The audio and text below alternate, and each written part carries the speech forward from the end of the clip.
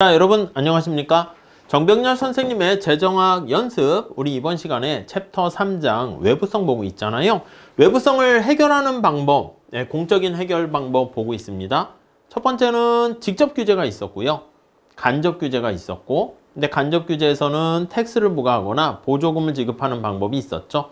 자, 이번 시간에는요, 간접 규제 중에서 시장의 원리를 이용하는 조세나 보조금이 아닌 121페이지 가보시면 3번 이렇게 돼 있습니다. 오염 배출권 제도, 요거에 대해서 한번 볼게요.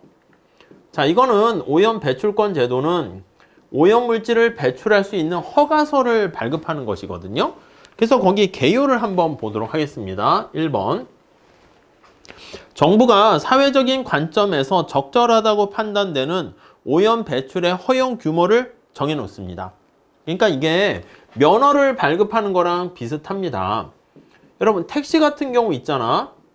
택시의 면허를 발급을 하는 거야. 면허를 발급한 다음에 그 면허증이 있는 사람들만 택시를 운영할 수 있는 거지. 만약에 우리나라가 이렇게 있는데, 여러분, 수도권에서 택시 면허를 내가 발급받았어. 그럼 그 안에서만 할 수 있는 거야. 만약에 경상도나 전라도에서 택시 면허를 받았는데, 네, 그 면허증을 갖고 수도권에서 운영하게 되면, 아니, 서울에 택시가 그냥 바글바글 할 거 아니야. 그러면 면허가 너무 적어도, 면허증이 너무 적어도 택시를 잡기 힘들고, 너무 많이 발급해도 도로에 택시만 많아지면 교통체증이 발생하겠죠. 그래서 면허의 수준을 최적으로 정하는 거야. 마찬가지야. 오염 배출권도요, 처음에 최적 수준을 이렇게 먼저 결정을 합니다. 최적 수준을 결정한 다음에 이거 시장에서 자유롭게 사고 팔 수 있도록 만드는 겁니다. 그래서 첫 번째, 오염 배출 허용 규모를 정해놓고 그 범위 내에서 오염 배출권을 발급하는 것인데요. 이 오염 배출권을 보유하는 한도 내에서 오염 물질을 배출할 수 있도록 만들게 됩니다. 자, 3번 보시면 오염 배출권 제도가 시행되는 초기에는 각 기업이 정부로부터 오염 배출권을 구입할 수 있도록 할 수가 있고요. 또 무료로 일정량의 배출권을 배부할 수가 있습니다. 근데 최적 수준을 정한 다음에 더 중요한 건 뭐냐면, 오염 배출권 제도 하에서 시장을 통해서 자유로운 거래가 될 수 있도록 허용을 하는 거예요. 사고 팔 수 있도록. 그러니까 택시 면허증도 마찬가지야. 내가 만약에 요 수도권에서 택시 면허를 할 수 있는 면허증을 갖고 있어요. 땄어요.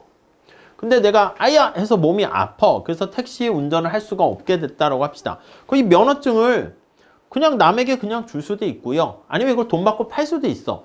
지난번에 신문기사 이렇게 뭐 검색해 보니까 비쌀 때는 막 거의 1억 가까이 이렇게 되기도 하더라고요. 그렇기 때문에 면허증을 사고 팔 수 있는 그러한 특징이 있습니다. 그래서 우리가 이 최적 수준에 맞춰서 수량을 통제하거든, 면허증을 통제하는 것처럼. 그래서 약간 우리가 시장 원리를 이용하는 것 중에서 직접 규제 성격이 살짝 있어요. 그래서 효과가 어느 정도 확실합니다. 그러니까 면허증이 없으면 이렇게 우리가 발급을 할 수 없게 되는 거잖아. 사용할 수 없는 거잖아. 그런데 약간 직접 규제 성격이 있어. 그런데 자유롭게 거래를 할 수 있다라는 측면에서 보면은, 네, 여기서는 약간 뭐라고 할까? 이게 바로 시장의 원리를 활용하게 된다. 이렇게 보시면 되겠습니다. 그래서 우리가 직접 규제라기보다는 간접 규제, 시장의 원리를 활용하는 방법, 이렇게 보시면 되겠어요. 자, 그래서 이게 좋은 게 뭐냐면, 자, 우선 효과 보시면 오염 배출권을 사고 팔 수가 있으니까 가격이 결정됩니다. 그래서 거기 보시면은요, 동그라미 3번, 4번 나와 있는데 적은 비용 보이십니까? 그래서 시장에서 사고 팔 수 있도록 만들기 때문에 우리가 직접 규제보다는 비용을, 오염물질을 줄인다는 비용을 절감할 수 있는 효과가 있습니다. 그러니까 오염물질을 줄이게 되는, 외부성을 치유하게 되는 그 측면에서 봤을 땐 비용 절감 효과가 생긴다는 것이죠.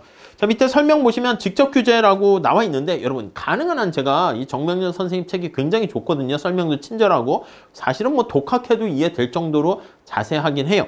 근데 웬만하면 저도 책에 있는 거 따라서 가는데, 여기 설명 나와 있는 직접 규제랑 다음 페이지 그래프 있잖아요. 이게 경작에서 하는 그 방법이긴 하거든요. 원서에 나와 있는 얘기긴 한데 조금 접근 방법이 어려워요. 그런데 시험 문제를 요걸 알아야지 풀 게 아니거든. 몰라도 풀 수 있거든. 그래서 여기서는 요거는 설명 안 할 거예요. 아시겠습니까? 그럼 아예 안 하냐? 그건 아니고요. 그 어떤 방법을 쓸 거냐면 125페이지에 보시면 그림이 나와 있잖아. 그걸 가지고 얘기할 겁니다. 자, 아이디어는 그걸 보시면 될 것 같아요. 자, 125페이지에 그래프를 한번 보도록 하겠습니다. 두 기업이 있는데, 자, 수평축에 오염물질을 줄이는 감축량이야. 근데 A기업의 비용과 B기업의 비용이 거기 나와 있죠. 근데 A기업 같은 경우에 거기 보시면 한 개 비용이 MCB 이렇게 있고요. B기업은 거기 보시면 비용이 MCA 이렇게 되어 있습니다. 이해 가시겠습니까? 자, 그래서 여기가 MCA, 원래는 이걸 이제 교수님 책에 따라서는 이게 감축량이기 때문에 MAC 해가지고 abatement라는 말을 써요. 그래서 MC보다는 M, Marginal Abatement Cost 이렇게 쓰긴 하는데 이렇게 그냥 빼서 쓰도록 합시다. 새로운 용어를 만들어봤자 우리 객관식에서는 부담스럽기만 하니까. 자, 그리고요, A기업은 거기 나와 있는 것처럼 MCB 이렇게 있어요. A기업, B기업. 여러분, 오염물질을 줄여야 되는데 우리가 할당을 해서 줄이려고 합니다. 줄여야 하는데 만약에 거기 보시면 100개를 줄인다 할게, 가상적으로. 자, 두 기업 모두 같이 50개씩 오염물질을 줄이세요. 이렇게 했다 할게요. 50개씩. 이해 가세요? 먼저 이렇게 볼 거야. 이것도 목적식, 제약식이 있는 거야. 그래서 이걸로 하세요. 계산 문제 나와도 이걸로 다 풀리니까. 제약식은 바로 뭐냐면, 자, 오염물질을 줄이려고 합니다. 100개를 줄이려고 한다라고 합시다. 그러면 기업 A가 줄이는 양과 기업 B가 줄이는 양, 이게 합쳐서 100개가 돼야 된다는 거지. 그래서 첫 번째 방법은 이렇게 50개, 50개 이렇게 줄이는 거야. 근데 문제는 뭐냐면 여러분, 아니 여러분들이 나중에 회사를 가거나 할 때 팀별로 움직인단 말이야. 근데 내가 아무리 일을 잘하는데 팀이 딴 사람이 일을 잘 못하면, 아니면 학교에서 조별 과제를 하는 거 생각해 볼게요. 교수님께서 조별 과제를 같이 평가해서 학점을 준다라고 했을 때 이게 나만 잘하면 되는 게 아니잖아.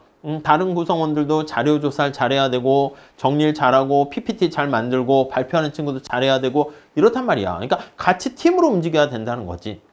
이해 가시죠? 자, 그런데 A는요, 얘보다 50개 생산할 때 비용이 좀 이렇게 싸게 먹혀요. B는요, 이렇게 비용이 좀 비싸게 먹히게 됩니다. 이해 가시죠?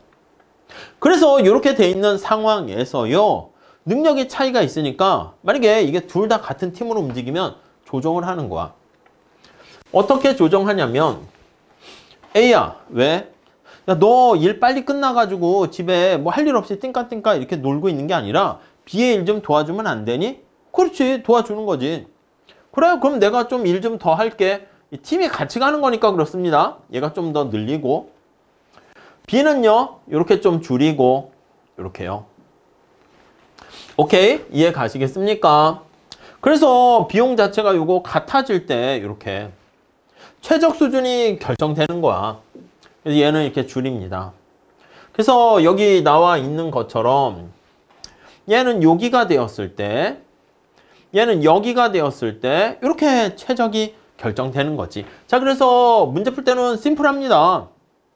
이렇게 둘 다 이렇게 한 개 비용이 같을 때가 최적 이렇게 되는 거야. 그러면 얘가 만약에 가상으로 하는 거예요. 얘가 70이라고 그러면 20개 더 생산하니까 얘는 30개 이렇게 좀 줄이는 거야. 얘는 좀 더 늘리고.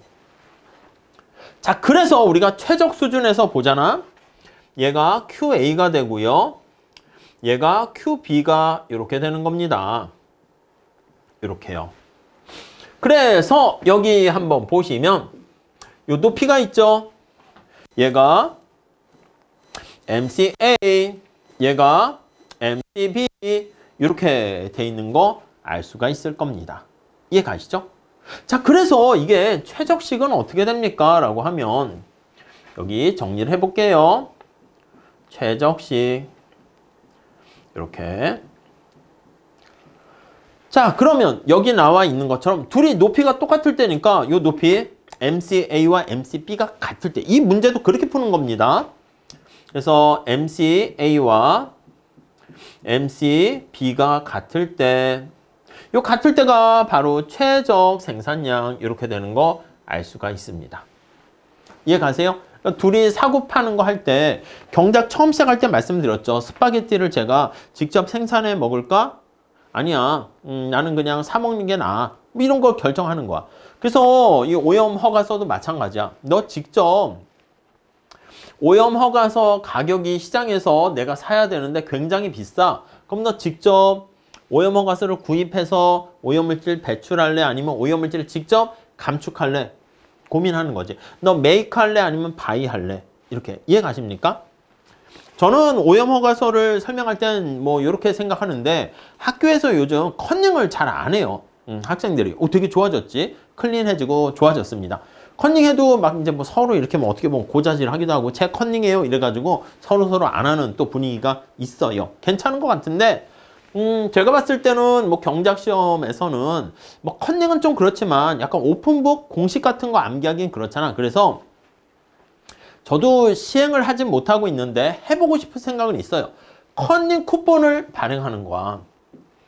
그러니까 너무 컨닝을 안 하니까 그것도 그렇고 그렇다고 공식 같은 거 머릿속에 달달달 암기하는 것도 좀 약간 그래. 잠깐 공식 까먹을 때는 책 잠깐 보고 생각하는 거지. 이해 가세요? 그래서 제가 컨닝 쿠폰을 만약에 2장씩 발급을 했다라고 할게요. 그래서 우리가 뭐 퀴즈대 같은 거 보면 지인 찬스를 쓰거나 인터넷 찬스 뭐 이런 거 쓰잖아. 그러니까 저기요 뭐 감독관 시험 감독관이 시험 볼 때 시험 감독관한테 저기요 컨닝 쿠폰 쓰겠습니다. 그럼 컨닝 쿠폰 딱 제출하고 1분 동안 컨닝을 할 수 있는 거야. 책을 잠깐 볼 수 있지. 그것도 공부를 해야지 책에 어디에 무슨 내용이 있는지를 알 거 아니겠습니까? 그러니까 이제 2장씩 주면 2분을 쓸 수 있는 거야. 근데 이걸 우리가 교실에서 제가 자유롭게 교환할 수 있도록 하게 되면 공부를 많이 한 친구는 어떻게 되겠습니까? 컨닝 쿠폰이 필요 없잖아. 아, 나 이 컨닝 쿠폰 이거 2장 필요 없는데 공부를 안 한 친구는 컨닝 쿠폰이 더 많이 필요하다고. 그러니까 제가 만약에 공부를 많이 했어. 아, 나 2장 필요 없는데 옆에 친구가 야, 너 그 컨닝 쿠폰 사고 팔 수 있으니까 필요 없으면 나한테 줄래? 이렇게 했다 합시다. 그럼 내가 주겠지? 근데 그 세상에 경작에선 공짜가 없잖아. 야, 이거 공짜로 주긴 그렇고 너 뭐 해줄래? 야, 학교에서 밥 2끼 사줄게. 2장 다 팔어. 무슨 말씀인지 아시겠죠? 그러면 컨닝 쿠폰을 나는 필요 없다 그러면 필요한 친구한테 밥 2끼에 교환하는 거야. 저한테는 컨닝 쿠폰이 필요 없죠? 일반 균형에서 교환의 효율성 이해 가십니까? 컨닝 쿠폰 필요 없는데 이 친구는 컨닝 쿠폰이 되게 필요해. 차라리 컨닝 쿠폰을 받고 밥 2끼 사주는 게 더 남는 장사야. 서로 교환하면 저도 좋고 이 친구도 좋고 다 좋아지는 거지. 그래서 자유로운 교환이 가능하다는 측면에서 우리가 시장 메커니즘을 활용한다. 이렇게 보시면 되겠습니다. 자, 그래서 그 정도 보시고요. 계산 문제로 출제가 되기도 하는데 그때는 이 원리를 이용하시게 되면은 쉽게 우리가 문제를 해결할 수가 있게 됩니다. 이해 가시겠습니까? 오케이, 그 정도 잘 보시죠. 자, 그리고 124페이지 가보시면 오염 배출권의 장단점 피구세와 비교하는 게 있는데 그것 좀 잘 보세요. 자, 그 특성 이제 살펴보는 겁니다. 자, 우선 첫 번째 장점 볼게요. 장점, 단점 그냥 같이 보세요. 피구비한 텍스랑 비교하는 거니까 오염 허가서의 장점은 피구세의 단점과 연결이 됩니다. 1번 오염 배출량의 통제 가능성. 거기 보세요. 적정 수준까지 도달할 때까지 피구세 같은 경우는 세율을 부과해야 되잖아. 피구세를 부과해야 되는데 세율을 계속 조정해야 됩니다. 특히 인플레이션 이런 게 있을 때는 계속 세율을 조정하지 않으면 의미가 없거든. 근데 오염 배출권 요거 제도에서는 최적 수준에 맞춰서 장점이다라고 하면 직접 통제하는 그런 효과가 생깁니다. 이렇게 직접 통제하는 효과가 있게 됩니다. 따라오셨죠? 자, 그런 측면에서 오염 배출권 제도가 효과는 어느 정도 확실하다. 피구세보다는. 두 번째, 제도의 시행 가능성이 있습니다. 아니, 피구세를 부과할 때는 아니, 개별 기업의 한계 비용, 한계 편익 이런 걸 다 알아야 되는데 오염 허가서, 오염 배출권에서는요. 정보가 덜 필요해요. 그러니까 정보를 획득하는 데 따르는 비용이 많이 발생하지 않겠습니까? 근데 정보가 덜 필요하기 때문에 그런 측면에서 봤을 때는 비용 절감 효과가 있게 됩니다. 따라오셨죠? 그래서 거기 보시면 훨씬 더 적은 양의 정보가 필요하니까 피구세보다 실제 시행에서 용이하다 이렇게 보시면 되겠고, 다음 인플레이션이 발생하게 되면 오염 배출권 가격이 상승합니다. 그럼 오염 배출권 제도 하에서는 정부가 개입할 필요가 없어요. 알아서 가격이 올라가니까. 근데 앞에서 본 것처럼 피구세 같은 경우에는 세율을 조정을 해줘야 되는데 세율에 대한 조정이 불필요합니다. 그러니까 인플레이션이 발생했을 때 그 인플레이션에 대한 대처 능력이 더 뛰어나다 이렇게 보시면 돼요. 오케이? 자, 그런데 단점 한번 보도록 하겠습니다. 단점. 어렵지 않은 거니까 살짝 이해만 하시고요. 이 두 문자 따서 주관식처럼 그렇게 할 건 아닙니다. 그냥 이거 장점 맞나? 틀리나? 그렇게만 보시면 돼. 자, 단점은요. 재정 수입 확보 측면에서 봤을 때 피구세를 부과하게 되면 정부가 재정 수입을 얻게 되잖아. 근데 오염 허가서 같은 경우에는 재정 수입이 없어요. 그러니까 정부한테 재정 수입 증가라는 측면에서는 없어. 오케이? 처음에는 또 무상으로 주기도 합니다. 공짜로 나눠주기도 해. 요즘은 이제 경매를 통해 가지고 어느 정도 수익을 거둬들이긴 하지만 재정 수입이 없는 편에 있다. 이렇게 보시면 될 것 같고요. 그 다음에 시행 여건을 볼게요. 피구세가 부과될 때와는 달리 오염 배출권 제도가 제대로 작동하려면 오염 배출권이 거래되는 시장이 있어야 돼. 시장이 필요한데 만약에 시장이 없다라고 하면 사고 파는 게 일어날 수 없지 않겠습니까? 예, 그렇기 때문에 그런 측면에서 문제가 될 수 있어요. 2번, 현실적으로 완전 경쟁적인 오염 배출권 시장이 형성되기 어렵고요. 또 일부 기업이 처음에는 이제 무상으로 이걸 주기도 하거든. 근데 나중에 진입하는 기업은 어떻게 합니까? 나중에 진입하는 기업은 이 오염 허가서를 돈 주고 사야 된단 말이야. 돈이 들지. 그러니까 이게 약간 또 보면은 신규 기업에 해당합니다. 신규 새로운 진입하려는 기업은 진입을 억제하게 되는 진입 장벽의 효과가 발생한다. 이렇게 보시면 되겠습니다. 오케이. 다음에 답은 오염 배출권에 거기 배분 문제 이렇게 나와 있습니다. 시행 초기에는 무료로 배분하게 되는데 그 다음에는 최근에 이제 경매를 통해서 하긴 하는데 그 다음에는 무상으로 주는 게 아니라 뭐 이렇게 구입을 해야 되니까 시장을 봉쇄한다는 표현을 쓰긴 합니다. 그래서 뭐 그런 정도만 봐주시면 될 것 같습니다. 그래서 이번 시간에는 오염 배출권 제도와 관련해 가지고요. 이렇게 피구세랑 비교해서 어떤 효과가 있는가 말 문제로 먼저 많이 나오고요. 계산 문제로 할 때는 요거 원리 있잖아. 요거 계산 문제 몇 개 있거든요. 객관식 우리 볼 거야. 그러면 거기서 객관식 문제 한 두세 개 있거든요. 그거 풀어보시면 그냥 기계적으로 쉽게 요 원리 하면 10초 컷 해가지고 문제를 풀 수 있습니다. 그래서 그거는 뭐 나중에 보시고 여기에도 바로 그 문제야. 이게 바로 그 문제인데 설명이 되게 많으니까 되게 막 정신 없잖아요. 그래서 진짜 이렇게 어려운 여러 가지 물어보는 것도 있긴 했거든. 근데 그런 문제는 시험 문제에서 푸시면 안 돼요. 시간이 막 4분, 5분 걸리는 거니까 그런 거 빼고 이렇게 간단하게 풀리는 거 있습니다. 제가 나중에 보여드릴 거야. 그것만 잘 정리하시면 되겠어요. 자, 그 다음에 126페이지 가보시면요. 공유지의 비극, 그거를 참고로 한번 보도록 하겠습니다. 여기서 볼게요. 자, 참고로 보시면 공유지의 비극인데 공유지의 비극. 아니, 여러분. 공유지라는 게 뭡니까? 공유지라는 게. 거의 개념 한번 볼까요? 자, 이거는 공동으로 소유하고 있는 거야. 공동으로 소유하고 있으니까 아니 주인이 없어. 너도 나도 다 주인인 거야. 그러니까 너도 주인, 나도 주인, 모두의 주인이다 라고 하면 어느 누구의 주인도 없다. 이렇게 보시면 되겠습니다. 그래서 첫 번째 줄에 보시면 공동으로 소유되어 있고 소유권이 없어요. 불명확해. 그러니까 주인이 없는 거지. 자, 이렇게 불명확하기 때문에 주인이 없어서 바람직한 최적 수준보다 과다 사용됩니다. 남용이 되는 거야. 과다 사용으로 인해 가지고 공동으로 소유하고 있는 목초지 같은 거 이게 비극적으로 완전히 고갈되는 그런 상황이 발생합니다. 그래서 밑에 나와 있는 고갈 아니면 황폐화 이런 식으로 얘기를 합니다. 오케이. 네.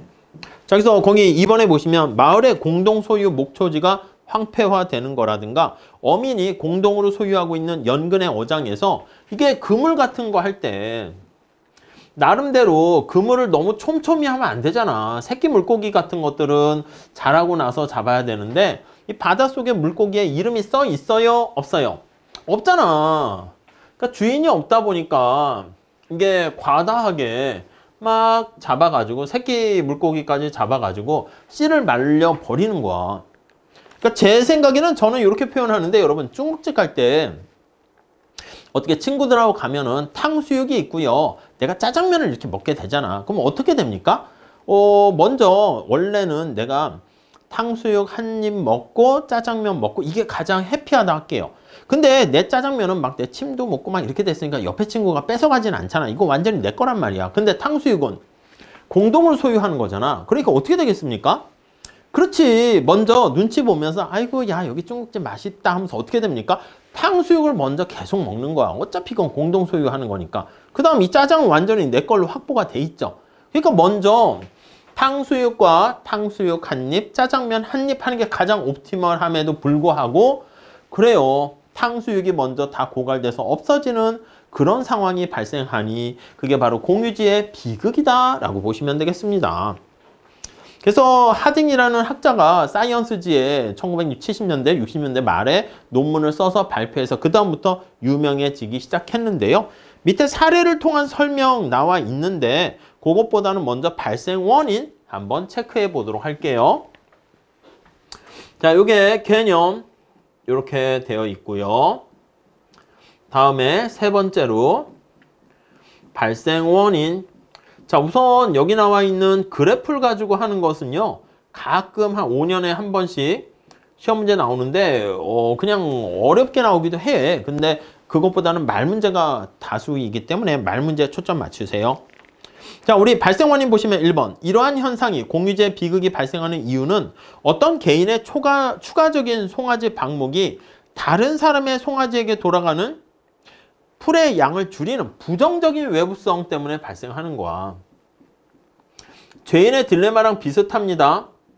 아니 저 탕수육 어차피 공동소유인데 조금씩 먹으면 좋은데 어떤 한 명이 자꾸 젓가락질을 탕수육에다가 너무 많이 이렇게 찾고 가는 거야. 계속 짜장면은 그냥 불어 터질 때까지 놔두고 그래서 사람들이 이러다가 내가 탕수육이 그래도 n분의 1로 어느 정도 먹어야 될 것 같은데 나만 못 먹는 거 아니야? 나만 손해 아니야? 그러다 보니까 서로 탕수육이 먼저 손이 가게 되는 것이죠.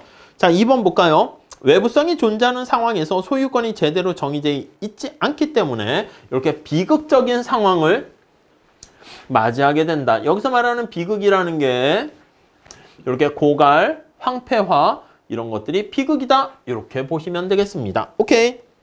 자, 시사점 보면은 이거 어떻게 해결합니까? 라고 하면 시사점 별건 아니고요. 적절하게 요금을 부과해야 된다. 그 뜻입니다. 목초지의 소유권이 정해져 있고 송아지를 방목할 때 목초지 소유자에게 일정한 요금을 내도록 하게 되면은 어느 정도 해결이 됩니다. 그래서 우리 거기 그래프는 그냥 기계적으로 암기하셔도 되겠습니다. 자, 우선 사례 1번 한번 보시면 이렇게 MB와 AB 수요 곡선이 있고 MC 이렇게 있습니다. 자, 거기 해설을 보면서 볼게요. 이게 송아지 방목 수야 1번. 어느 마을에 주민들이 공동으로 소유하고 있는 목초지에서 그래요. 이 공동으로 소유하고 있는 목초지가 있는 거야. 이렇게 푸른 목초지가 있습니다. 이렇게 푸른 목초지가 있죠. 여기에 이제 뭐 송아지를 이렇게 키운다라고 할게요. 색깔이 이상해졌네요. 아무튼 그냥 양해를 부탁드립니다. 이렇게 뭐야 이건? 아무튼 그렇습니다. 저기서 여기에 뭐 송아지가 이렇게 있어요. 송아지가. 괜히 그렸네. 양도 아니고 징그럽게 됐죠. 아무튼 이해를 해주시고 이렇게 있는데 자, 공동으로 소유하고 있는 목초지에서 소를 방목합니다. 요게 소야, 소. 소. 자, 아래 그림에서 우아향하는 사회적 평균, 편익. 그게 방목하는 송아지 수가 늘어나면 성장이 느려져. 그러니까 얘가 송아지 수야, 소의 수, 말이 수야. 그래서 이게 거기 보시면 그냥 S자 뺄게. 에버리지, 베네핏, 평균, 편익. 아니면 AR이라 해도 됩니다. AR. 그래서 AR이 이제 P 이렇게 되는 거야. 가격. 우리 경작에서 얘기할 때 이게 수요 곡선입니다. 그리고 얘가 MR이야. 한계 편익 아니면 이게 기업 입장에서 MR 이렇게 생각해도 됩니다. 독점할 때 우리가 얘기해요. 자, 그래서 송아지 수가 늘어날수록 성장이 느려지기 때문에 일정 기간 후에 받을 수 있는 소의 가격은 하락합니다. 요 AB 곡선은 소 한 마리 팔 때 얻게 되는 편익이니까 소 가격을 의미하는데 P랑 똑같다는 거야. 우리 수요 곡선 우아향하게 그리잖아. 그거랑 같습니다. 다음 4번, 3번. 자, 사회적 평균 편익 곡선. 그게 우아향하면 한계는 여러분 평균이 우아향하면 한계는 그 밑에 있어야 되는 거 아시죠? 평균과 한계와의 관계 그거 잘 보셔야 됩니다. 밑에 있고요. 좀 힘드신 분은 넘어가셔도 됩니다. 그 다음에 여기 수평이 되면 규모에 대한 수익 불변 해가지고 이게 한계 비용과 한계 평균 비용이 같습니다. 자, 그랬을 때 거기 보시면 4번 볼까요? 5번 볼까요? 마을 전체 입장에서는 마을 자체의 개인적인 측면에서 봤을 때 여기가 최적임이에요. 왜냐면 마을의 최적은 여기 나와 있는 것처럼 한계끼리 같을 때가 되는 겁니다. MC랑 MR, MB 이게 같을 때가 최적이 되는 겁니다. 최적이고요. 그래서 이때 총잉여가 가장 커집니다. 오케이? 이해되시죠? 그게 바로 5번입니다. 그때 총잉여는 어떻게 됩니까? 가격은 이렇게 여기에서 받게 됩니다. 그러니까 이만큼의 잉여가 발생을 해요. 오케이? 그래서 여기다 정리하면 마을 전체의 최적은 한계 원리를 적용하는 거와 한계 편익과 MR이라 써도 되고 MC인 N 스타에서 결정되고 네, 이해 가시겠습니까? 그때 총잉여는 어떻게 됩니까? 하면 이게 바로 총잉여가 된다라는 것을 알 수가 있겠죠. 네, 이해 가시겠죠? 이렇게. 자, 근데 자, 6번. 마을 주민 각자 입장에서 봤을 때는 사회적 평균 편익이 소 가격입니다. 아니, 소 가격이 가만히 봤더니 소 가격이야, 가격이. 여기 보시면 한계 비용보다 큰 상황에서는 이 상황에서도 볼게. 좀 어렵죠? 넘어가셔도 돼. 이렇게. 여기까지 하는 거야. 그러니까 다시 정리할게요. 결론 암기합니다. 그러면 이게 마을 주민의 진짜 최적인 되는 거야. 한계 원리에 맞춰서.